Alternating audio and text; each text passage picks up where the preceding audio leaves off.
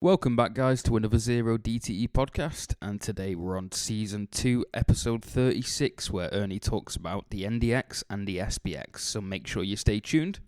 If you're interested in becoming a pro trader, check out the link in the description where you can find Ernie's course. And as always, enjoy, guys. This is 0 days to expiration, and this is the final hour show. This is episode number 36 for the YouTube podcast, Season 2. So, see, 36 episodes, Seasons 2. I believe there was 102 episodes. You can go back and check them all out on Season 1. And we talk about a wide variety of topics that all revolve around 0 DTE, trading 0 DTE, and becoming a proficient, consistently profitable, independent, pro-level trader. Trading 0 DTE, or trading just about anything. But that's what our service is all about, to help you become a pro-level trader. And let me just say that there's a number of ways that you can trade 0 DTE, that's for sure. And I'm sure most of you are familiar with the more retail-oriented way of trading 0 DTE with iron condors and very wide spreads and huge risk for a very tiny profit, mostly leading to a negative expectancy. And I know that there are some people out there that are trying to make it work. And I've seen some videos just recently that showed as much as a 50% drawdown trading 0 DTE after 500 trades. That is insane. A 50% drawdown on anything is absolutely insane. Now, see, here's the thing. Even though it may have come back after almost a year, which is just totally ludicrous, it could have kept on going down. That's the crazy part. Now, why anybody would trade an iron condor or any other type of high probability strategy that way is just beyond me. It just doesn't make any sense. The max drawdown I have ever received after, let's see, about the past 3 years has been 6.9%. And that was only for one trade, and then it recovered immediately. The next trade, it had made a new high. Before that, it was only 3.25% for over a year and a half or something like that. Now, there's really no comparison when you talk about the asymmetric way of trading 0 DTE and the traditional way that most people are trading it in the retail sector. So if you want to learn how to trade like that, and not only do we have lesser drawdown, but our overall return is an order of magnitude greater. Now, I simply just do not understand why anybody would trade that way. I'll give you another fact. Our efficiency of capital is it's almost approaching 30 times greater. In other words, for every dollar that we use, we are 30 times more efficient at gaining $1 of profit. 30 times. That just puts it in a completely different universe, never mind category. So you ought to think about things like that when you're trading. You should think about your drawdown, the efficiency use of capital, right? Overall return. Win rate means nothing. Those three things: drawdown, efficient use of capital, and overall return. That's what you need to look at, and that's what we focus on. So today, I'm going to talk about trading something else other than the SPX. That's what most people are looking at. And I'll say that over the past few weeks, there's been a very high number of days that have turned out to be super small range days, or dojis, that make it very difficult to make any money on any kind of trading. And so everyone's looking for answers, right? So people come to me, what can we do about this strategy, Ernie? That out of the money butterfly is tough in these kind of environments. Fortunately, this type of market action only happens about 30% of the time. And typically, these type of trades also have these nice long tails on them, so there is still an opportunity to profit. The thing is, with the SPX, that range is limited. So the strategy really isn't to go after a different type of option play. I mean, that's just not the way to go. The right thing to do is to stick with the same strategy, same type of option, the out of the money butterfly, super wide, whether it's a single fly or a double fly, what we call the Batman. The answer to this is to find something that has way more volatility, something that will get you into that profit zone on a more regular basis, something that has a lot more flexibility to it. Now, with that comes some caveat. Now, what I'm talking about is the NDX, the NASDAQ 100, the index on the NASDAQ 100. I believe that covers the 100. It may be the 1000, but I'm not sure. I think it's the 100, the NDX. It's essentially the same thing, or the index version of the futures NQ. And of course, we use the NQ as a way to analyze the NDX, because with the NQ, it has volume. And then we can use volume profile to create our market structure that we use in our profit taking. Now, the NDX compared to the SPX, there are quite a few differences, other than the fact that, first of all, the similarities. They're both indexes. They both have 0 DTE events 5 days a week. So Monday through Friday, just like the SPX, you can trade the NDX. The NDX has another really remarkable feature compared to the SPX, and that is that it's about 3 times the size of it. So that means that you can put on spreads that are much, much larger for an equivalent amount of movement in the market. Now, on top of that, besides that, the NDX tends to, as a percentage of overall movement, tends to move much greater or be much more volatile than the SPX. So in a given day, not only is it wider, that means that when I say wider, when we put on a fly, you put on a fly based on the width of that fly. On an SPX, let's say that a move on the SPX might be 30 points. On the same NDX, it might be 120 points. Now, the NDX is already 3 times bigger, so you would think that, okay, then it should move 3 times as much as 30 or 90 points. But it doesn't. It moves another 25, 30, 40% more. So not only is it bigger in terms of just sheer numbers, the current SPX is sitting around an index of 4,000 something, 4,400, and the NDX is sitting around 13,300. So it is literally 3 times larger. So when you put on spreads there, they can be much bigger. You can put on smaller spreads. So what does that mean to you? When you put on a 30 wide spread, and let's say that you're using the 10% rule for your debit, that means that a 30 wide spread with a $3 debit has a 1 to 9 risk to reward. That's because when you take the maximum profit available on a 30 wide spread, that would be 30 minus the $3, that's 27. Take the debit, which is your risk, divide it into that 27, and you get 9. So what you're getting is a 1 to 9 risk to reward ratio. That's pretty much the smallest risk to reward that we go for.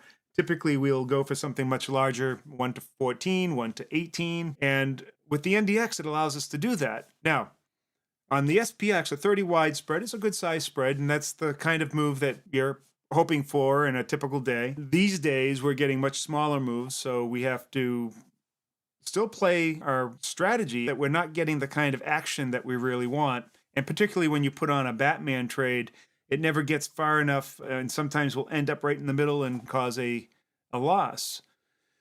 So in comes the NDX. It moves more, and you can make the spreads much wider in the given amount of travel in a particular day. So with the NDX, instead of relying on, say, a 30 wide as our max trade, we could be looking at 40, 50, 60 wide. Now, 60 wide trade is going to have a max potential profit of $5,400. That's 60 or 6,000 minus 10% or 600. That would be 5,400. And so then, of course, 600 into 5,400, that gives you that 1 to 9. Now, typically, we don't put on a trade like that for $6. And that might be above and beyond the capability of somebody with a smaller account. But you could put it on for $2 or $3, and now you have a risk to reward of 1 to 18 to 1 to 20. Now you're really making efficient use of your capital. And when you have a spread that wide, the profit potential early on is tremendous. So you could be taking advantage of a trade like this early on in the day.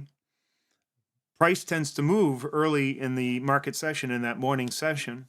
A lot of times you can get out of an NDX trade with several $1,000s of profit with just a couple $100s down. Now, I'm not saying that this happens all the time, but that potential certainly does not ever happen with the SPX. You typically have to wait until later in the day in order to come anywhere close to that kind of profit-making potential for the same money. Now, what is the caveat? There's always a catch. There's always a catch. And the catch here really is the liquidity and the volume that's in the NDX. Now, is that really a big problem? Not always. It can be. But it's really for those people who are not really used to trading the NDX. If you're used to trading the NDX, then it's not so big of a deal. A lot of people look at the volume and the spread and they get scared. They look at that and they say, how am I ever going to get a fill? And so they don't even try. Now, what I've found is that there always seems to be a counterparty there willing to take your fill regardless of the volume. And the volume it's sparse. Typically within 10 or 15 strikes, you're only going to see 100 to 200 contracts on each strike level, where on the SPX, you're going to see 2,000 or 3,000 or more, maybe as much as 5,000 or 7,000. So you would look at that and you think, am I going to get filled? But it's surprising just how often and how easy it is to get filled.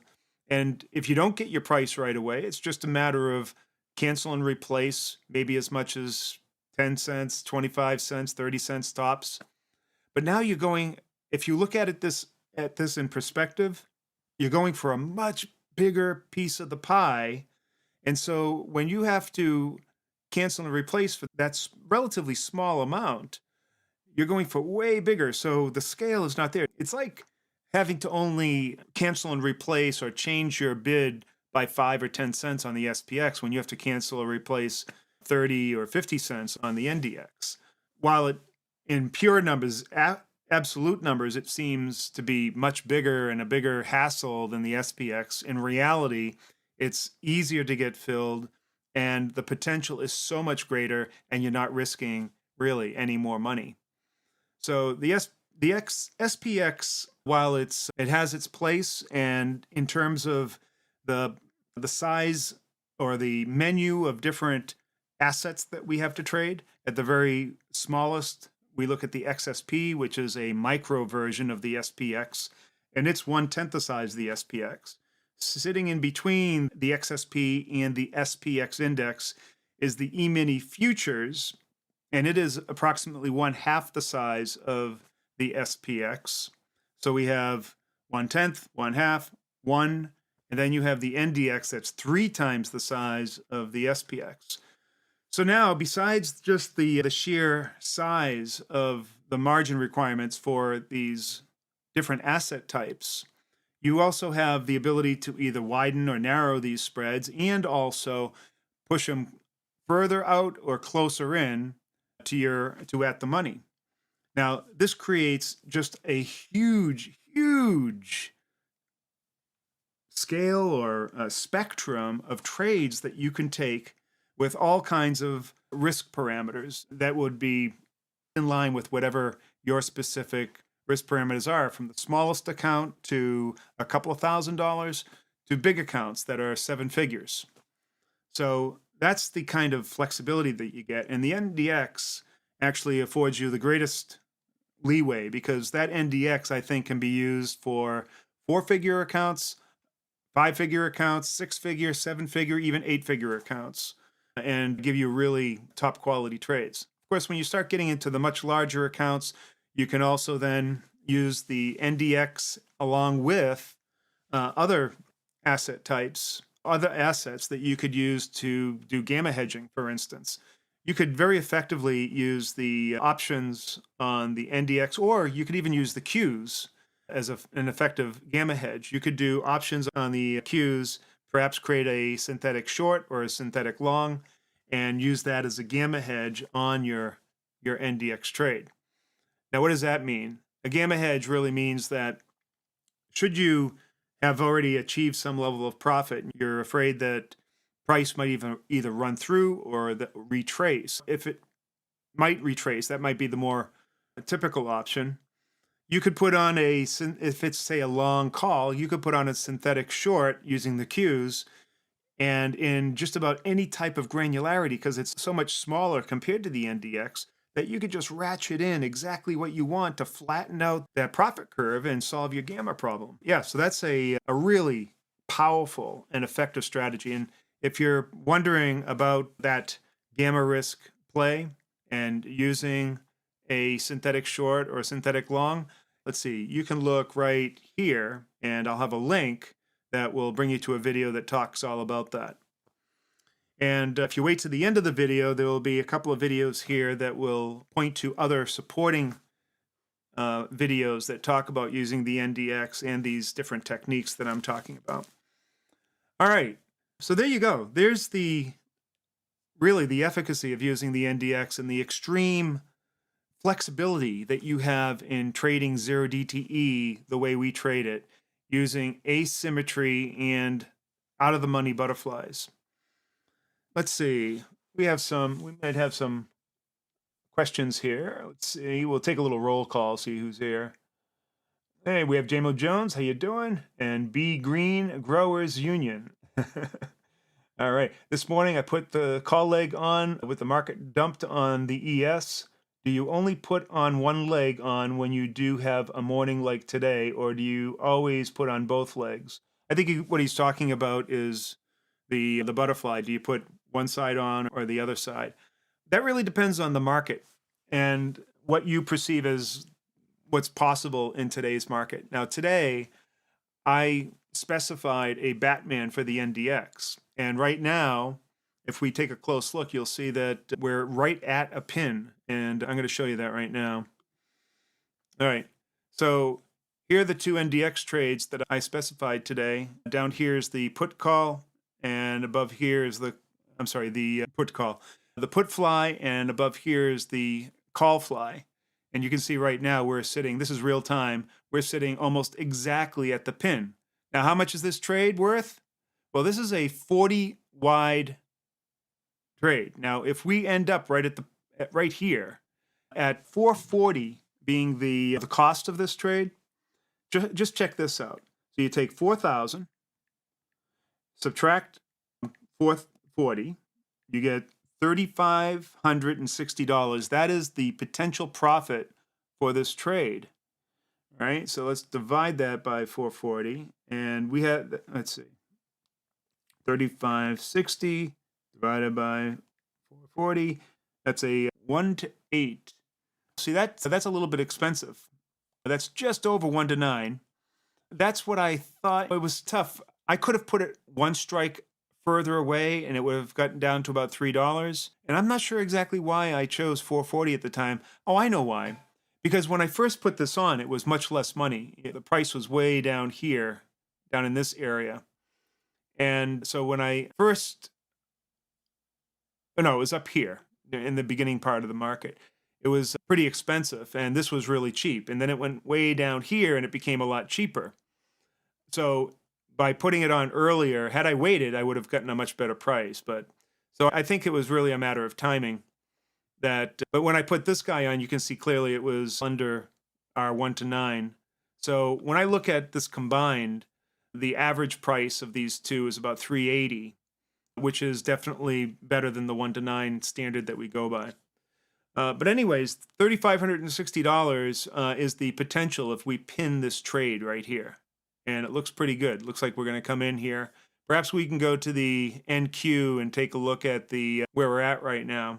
And so we can see that there's a nice volume node here that's forming. There's a good chance that we're going to go here. If not, maybe down to here. And so let's see, the difference is about 450 to 430, about 20 points.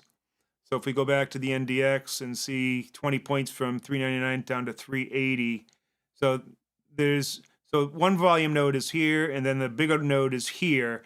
In either case, if it ends in either of these places, you're going to get a huge return. I would suspect that if it ends about here, it won't be $3,500, but it'd be close to $2,800 return at least. So that looks pretty good. To answer the question, do you put one on or the other? I don't know. I didn't have any indication that we were going to go up. We could have gone down. It was very difficult to tell. In cases like that, I would say the Batman probably would have been the better choice. Put both of them on.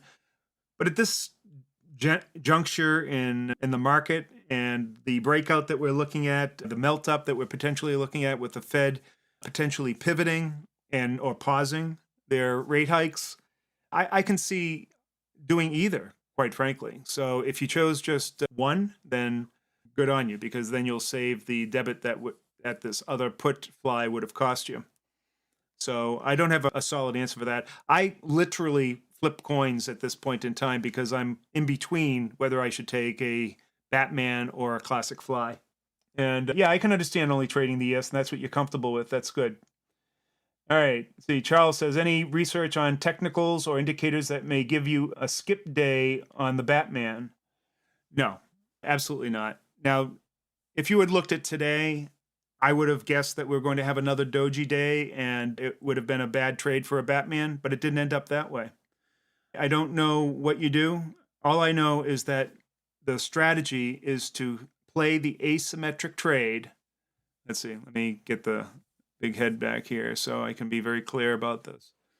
So that's why we play asymmetric trades. In other words, we play very tiny risk for a large potential outcome because we don't know when we're going to get the winner or the loser. We don't know when the market's going to decide to give us that big profit. We don't know if it's going to decide to just do the doji.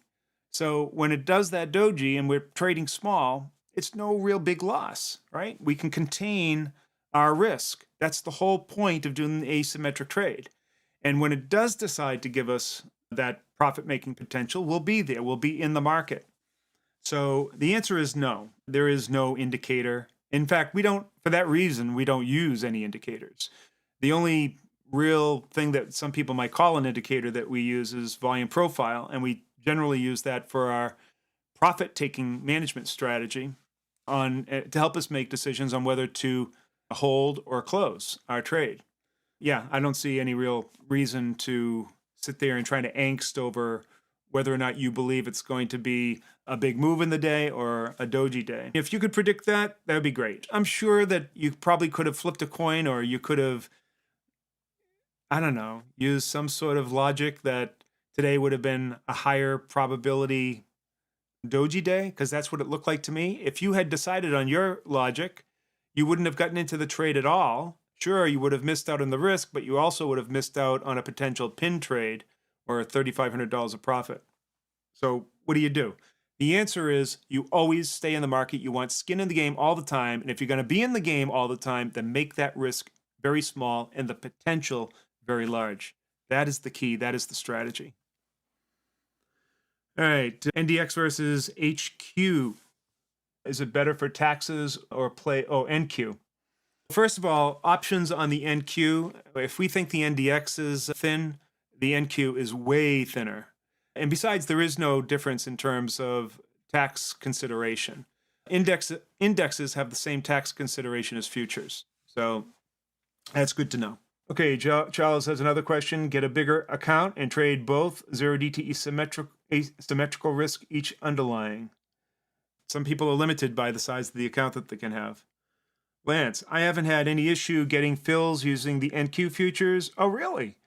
During the day, but was wondering if I can trade NQ overnight since it's a thinner market. Any thoughts? Of course. As a matter of fact, we've done the same thing with the E-mini S&P futures, where you trade overnight or start your trade right before economic reports that come out in the morning, or put it on in the evening, because sometimes you get big moves with the NQ, with the Asian and the European market opening, at 9:30 at night and then 3 a.m.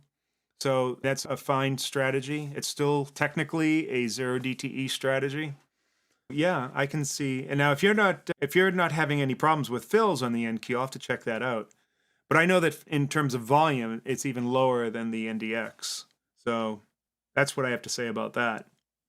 So the other thing about trading the NQ and the NDX is that it's not only is it more sensitive and has greater volatility, but it's also much more sensitive to stocks that are on the NDX that are going through earnings or any other product announcements. And so the NQ can be thrown all over the place by big stocks like Tesla or Apple or Microsoft or others. For that reason, I think it just presents way more opportunity than the SPX. Of course, again, if you can afford the extra size, and you're going to want to go to much wider sizes with that. And also push it further out of the money so that you get the capital efficiency. So a lot of people have a little bit of a hesitancy to do that because they're just not used to putting things so far out of the money. They're wondering how it's ever going to fill. But it's just remarkable. That's, again, the reason why we do asymmetric trades, so that our risk is always small and the potential is always huge. That's what causes accounts that have very little drawdown and huge returns. In fact, our returns like I said, compared to the retail way of doing it, the iron condor way, the high probability way, our returns are 3 to 10 times bigger. Our efficiency of capital, that's the amount of capital that we use to get an equivalent amount of profit, is 30 times greater. Now, with the NQ, I would say that I could up that and say it's probably 40 to 50 times greater. Why would you trade any other way? It doesn't make any sense. All right, let's see. Always fills if you're willing to pay up a few clicks. Yeah, and that's really the key. A lot of people don't realize that. They put a trade on, they say, man, it never got filled. I said, did you try to get it filled? Were you so stuck on that particular price that that's the price that you had to get when you could have just brought it up 10, 15 cents or down 10, 15 cents? You could have gotten filled. All right. And John says, did you win the trade? I wish I could say today I put the trade on, but the fact is today was one of the few days that I didn't take a trade because I got tied up in business stuff, including orientation meetings that I was giving and the live stream, and also a business meeting that I had. So I did not have a chance to put the trade on. So that's why you didn't see me put any fills in the Discord today. So that's a real bummer on my part. Yeah, because when I see it now and it's near a fill, that could have been another big $3,000 winner. Yep, that's what happened. Can you trade ES before 9:30? Yes, on TD Ameritrade. Yes, you can. Any futures product you can trade between the hours of 6 p.m. the previous evening to 5 p.m. that evening. For options, it closes at 4 p.m. See, Lance, big picture question. You think we'll have more products other than 0 DTE options in the near-term future? No, not for this particular service. There's really no reason to do that.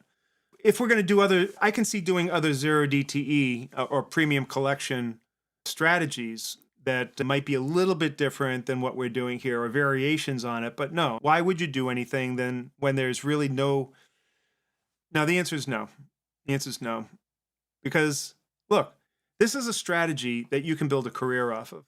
Why would you fart around with other strategies that you're going to have to spend months or years trying to perfect the framework and the rules on it when you have something right here, right now? Focus on that. What is it about having to go to other strategies? It doesn't make any sense. Let's see, B Green, do you look to fill the gap on the overnight or just place your trades as the market opens? If you look at the futures, there's no gap. The only gap that exists is in the cash market. So the gap isn't real. The gap is filled. It's not there. The only time you'll ever get a gap is if it's over the weekend. It is Monday, so I guess there would be a gap over here. No, I've done extreme gap studies. I've built a number of algorithms based on a very extensive analysis of gaps and the statistics around gaps. And there is, in some cases, in certain types of gap movements, a slight edge, but it's only slight. And what we're talking about here in the 0 DT world, the edges that we have are literally orders of magnitude greater than playing these gap statistics. So the answer is a hard no. All right, let's see. Alan says, how you doing, Alan Sturba? Frustrating Batman trade for you today. It looks like we'll fail in between today. Oh, that's a bummer. Sorry to hear that. You didn't see what I put up for the NDX then. Let's see, Lance, I was talking about symbols that the CBOE would offer 0 DTE in the future. You have the Russell 2000, the RUT index, and so that could be a possibility. That trades 3 days a week. Most of the other indexes and others, it would be wonderful if we could get treasuries in there, but they only trade monthly. Gold is a potential that trades 3 days a week, so we might look at that. or even silver. So gold or silver might be potential things that we could trade. So I'd be more than willing to look at those and to trade those. So those are three more: the Russell 2000, the gold futures, and silver futures. Probably more gold futures. Oh, the silver futures have pretty good liquidity too. We'll look at those as well. So rather than looking at different strategies, we have a number of different asset classes that present different market types and behave differently in different market types, archetypes. So we can look at that. So look, if you like the information that you're getting here, give this video a thumbs up right now. Give it a thumbs up and press that subscription button and then click that notification bell so that you get notified every time a new video comes out. You won't be sorry. Also, if you'd like to trade this way, learn how to trade with this type of efficiency of market capital and make these kinds of returns using very little money, then go down below, click the link where it says 0-DTE/try. Let's see, another question by B. Green. Do you also do the Batman on weeklies as well as 0-DTE? There's only one weekly that I play 0-DTE or a similar Batman or even the classic Out of the Money Fly, and that would be with Tesla because I like its volatility. So I haven't really spent a lot of time trying 0-DTE on any kind of equity other than Tesla, and I don't usually bring it all the way to expiration. And the reason for that is that it's an American style option, and there's always a chance if you're in the money to get early assigned, and that's something that I'm not really interested in. And so for that reason, no. However, I can see doing some hedging between something like Tesla or Apple and certain NDX plays. That's a possibility. So we might want to think about that. All right. I think that's about all I have to say today. I'd love to hang around for another 5 minutes, but I have to prep for a client call that's coming up right after the market opens. Plus, I have to get all my crap together because I'm going to pick up a new car today. That's looking forward to that. And we're within, let's see, another 25 minutes to go. All right, we got another question. John says, your channel is honestly very underrated as compared to a lot of YouTube amateur retail traders. You deserve 1 million subscribers. All right, thank you, John. I really appreciate that. B. Green says, say with Tesla, you put the Batman on Monday and pull profits on Wednesday. That's exactly what I do. Sometimes I wait until Thursday or even Friday, but I don't take it deep into the day. Yeah. He says 5 million. I don't really mind. And the channel has been growing very steadily. The business itself has been growing off the hook. We've increased our trial membership by almost 3 times. We're adding new people, almost a dozen people a day. So it's for one person. Well, actually, I have 2 employees. For 3 people, the service is growing incredibly well off of just a very tiny YouTube following. And it's growing, though. We're growing at an exponential rate, believe it or not. So I think within the next few months, you're going to see our subscribership on this YouTube channel continue to grow and perhaps by the end of this year hit as high as 50,000 subscribers. At least that's the trajectory that I see. I said it here. Let's see how this ages or not. But that's current trajectory I think that we're on. But the amount of revenue, and I'm not going to get into the business too much, but the amount of revenue that we get for the amount of subscribers that we have are unmatched compared to any other YouTuber. I mean, we make more money than YouTubers with 1 million followers. Then there's that. But I take all the money and I put it back into the service. We're developing vertical applications for the service. Again, joining this service is like joining a prop trading firm where they're going to train you how to become a pro trader. That's why you come here. You come here to learn from a pro how to become a pro trader. All right. And if you're looking for my bona fides, you know, I've been an institutional trader, a fund manager, or a hedge fund manager, and I'm also the current CIO of a 9-figure family office fund. I also have an extensive background in fintech. I'm a former chief architect for Sun Microsystems, at the time, one of the largest companies in the world.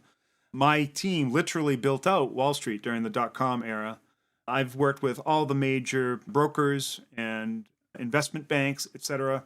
You will not find any service where you're going to get a greater degree of experience and knowledge transferred to you.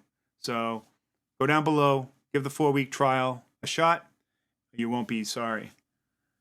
Let's see. JMO wants to know, are you getting a new Tesla? No, the wife would not go for a Tesla. That will be my next car. She said I have to get this car first. And there's good reason, though. I'm getting a Toyota hybrid all-wheel drive, right? And it's a beautiful car. And the reason why we're getting it, we had a Highlander hybrid before. Not a Highlander hybrid, but a Highlander from 2006. We still own it. Have 300,000 miles on it. And the only reason we have that car is it can get up our driveway and it can fit our 2 big dogs. We have Ridgebacks in the back. So we wanted to get another car that could fit those 2 requirements, that you could fit 2 very large dogs in it, and it can, with the all-wheel drive, can get up our very long and steep driveway, because we live out in the woods in the middle of a wildlife sanctuary. We needed those 2. And unfortunately, Tesla doesn't have that yet. The Cybertruck is coming. She told me that, hey, you get me the Highlander hybrid here now, and then you can go and get the Cybertruck when it comes out. So that might not be until 2024. So that's the plan. I just did a Friday Batman on Tesla. All right. Hi, Scott. Your IT background drew me in. I'm an IT director for a database firm, but also been trading for many years. All right. Join Ernie and learn, guys. Thank you, Alan. I took what Ernie taught me in Trade Zero DTE. He taught on my own. I think what you're saying is that I taught you to become your own trader. And B Green says, what about Bitcoin futures? They really move. Maybe, but I don't know if they have daily expirations or not. If they did, that would be cool. So we'll see. And JMO Joe, let's see. It says the Cybertruck is going to be where it's at. I agree. Yeah, I have my order in. I was one of the very early ones to put an order in back in 2019. We'll see. And who knows? Maybe I'll be able to get one this year, maybe next year, but it will be coming soon. Once the wife has her car, then she doesn't care. She doesn't like the look of the Cybertruck at all. She thinks that it's ugly as sin. I think it's absolutely form follows function. To me, it's absolutely gorgeous based on it's exactly what it has to look like for what it is. Yeah, I'll probably be getting the Cybertruck for sure. All right. I want to thank everybody for showing up.